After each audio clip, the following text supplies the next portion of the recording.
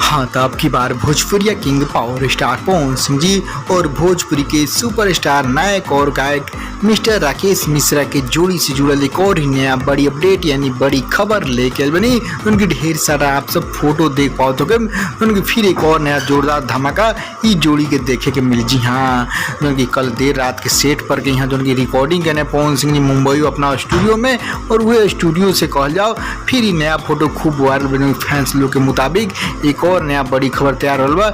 ई जोड़ी के हो सकी तो साउंड बोलबम गीत देखे के सुने के मिले। जी हाँ, अभी तो ऐसा कोनो ऑफिशियल कोई अपडेट नहीं कि राकेश मिश्रा के जोड़ी में पवन सिंह गाना रहल बा, लेकिन फोटो वायरल बोले तो फैंस लोग वायरल कर बलो और खबर। जी हाँ, तभी को ऑफिशियल ना समझे अभी इतने जानी पवन सिंह राकेश मिश्रा एक साथ देखे के मिलल बलो, और हो सकता है ये भी कारण कि राकेश मिश्रा वही स्टूडियो में रिकॉर्डिंग के लोग हैं जो ना पवन सिंह के लोग और वही गीतकार संगीतकार। जी हाँ, रोशन सिंह विश्वास और प्रियांशु सिंह ये संगीतकार गीतकार वाला प्रोजेक्ट। जी हाँ, तब प्रियांशु सिंह रोशन सिंह गीतकार संगीतकार वाला सुप्रसिद्ध गीतकार वही पाकर कहीं हो सकता है हो राकेश मिश्रा के भी अपन गाना दिलो के लो, तो राकेश मिश्रा भी रिकॉर्डिंग के लोग है जब पवन सिंह तो कल रात के रिकॉर्डिंग के 2 गाना के और कुछ फिल्म के भी रिकॉर्डिंग के बना। जी हाँ, तभी कोई ऑफिशियल खबर नहीं कि दोनों एक साथ आई लोग ना, बस आप सब बताइए कमेंट करके पवन सिंह और राकेश मिश्रा के एक साथ देखल चाहते हैं सुनल चाहते हैं कोई गाना फिल्म है, जरूर कमेंट बताएं। और खबर नया पसंद पर लाइक करें शेयर करें, और बहुत जल्द ऑफिशियल नया खबर लेके आए कि जोड़ी काहे मिलल बा, कोई फिल्म के प्रोजेक्ट या कोई गाना साउंड बोल में गीत के पाके